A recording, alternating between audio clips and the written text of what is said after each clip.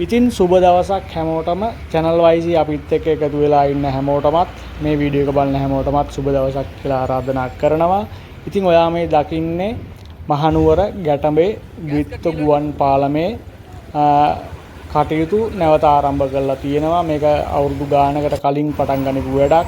ඉතින් අතරමඟ නතර වෙලා තිබුණා. දැන් මේ කටයුතු නැවතත් පටන් අරගෙන තියෙනවා. ඉතින් ඔයා මේ දකින්නේ වර්තමාන තත්ත්වයේ ගැටඹේ ගුවන් පාලමේ මහනුවර ගැටඹේ ගුවන් පාලම විතරක් නෙමෙයි මේ වෙද්දී මහනුවර නගරේ විශාල වැඩ කටයුතු ටිකක් සිද්ධ වෙනවා.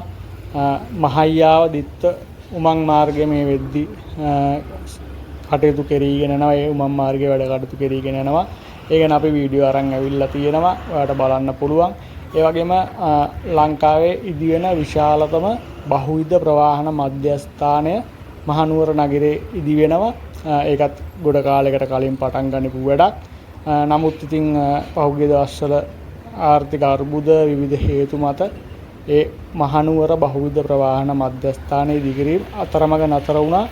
දැන් ඒ අතරමඟ නතර වුණු ඉදිකිරීම නැවතත් ආරම්භ කළා 2027 වර්ෂයේ ඉදිකිරීම් කටයුතු අවසන් කරන්න බලාපොරොත්තු වෙනවා.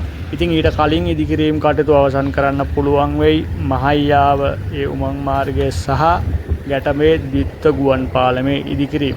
ඉතින් මේ තමයි වර්තමාන තත්ත්වය ගැටඹේ ගුවන් පාලමේ ඉදිකිරීම. කාලයකට කලින් පටන් ගන්නපු වැඩක් නැවතත් මතක් කරනවා. ඉතින් ඒව අතරමඟ නතර වුණා. දැන් නැවත පටන් අරගෙන වැඩ කටයුතු කෙරීගෙන යනවා. ඉතින් ඔයාට මොකද හිතෙන්නේ?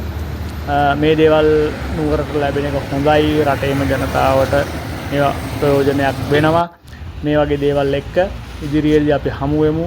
තවත් වීඩියෝ එකක් එක්ක රැඳී ඉන්න. මේක ෂෙයා කරන්න අනිත් අයට බලන්න. ජය වේවා. සුබ දවසක් හැමෝටම.